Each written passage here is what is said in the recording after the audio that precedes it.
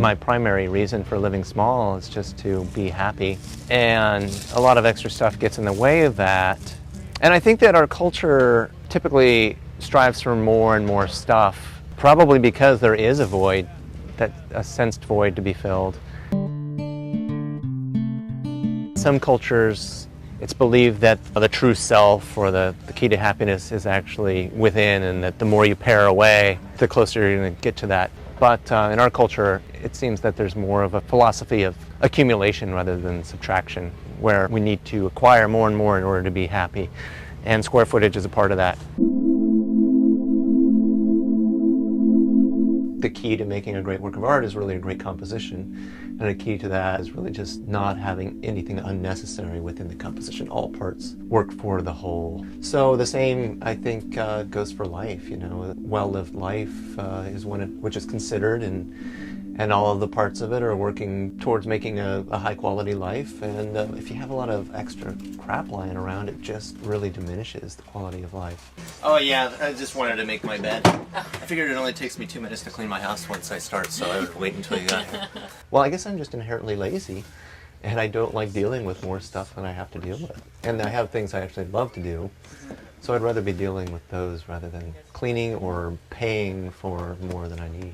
There's a bathroom right here.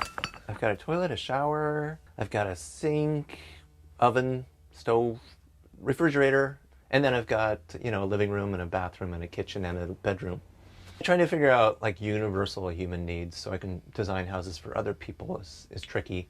The problem if you're designing for everybody is that the house will be for nobody in particular, and it'll wind up having a, you know, huge door, a huge living room to accommodate the hugest person you could possibly have.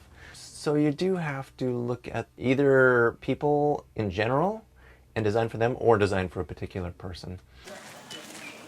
I was recently at Walden Pond and saw the house, and someone was explaining, yeah, it's, you know, he just needed a chair for himself, for company, and for one, you know, 3 chairs for, yeah. So you've chosen 2 chairs. Yeah, 2 chairs. And then if I want to have a dinner for 4, I could pull this chair out. That'd be 3 chairs in here.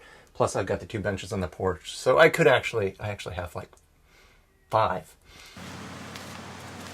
What do you think about book Walden Pond, this portion in the life of Thoreau? Is there any connection between your personal pursuit of what you need and what other people did before? Oh yeah, I've certainly come up with nothing new. The idea of living simply is certainly far probably older than living with a lot of stuff. It just isn't as common in America today. I mean, Thoreau is a great example of somebody who was really a proponent of living simply. You know, I guess the primary distinction between somebody like Thoreau and me that comes to mind for me is just that he was really into independence, and I tend to be less about that, and I'll go to a restaurant, and I consider like the outside world to be my outsource material. Like I can go to the library if I want more books. I've got the internet. So it's not so much about total self-sufficiency for me. It's more about using the world as my living room. You know, either extreme, getting rid of too much or accumulating too much, would be a mistake. And I think that a nice happy medium of really knowing what it takes for you to be happy and getting rid of the rest is key. You know, it's easy advice, but it's probably the hardest part about living simply is just knowing what it takes to live happily.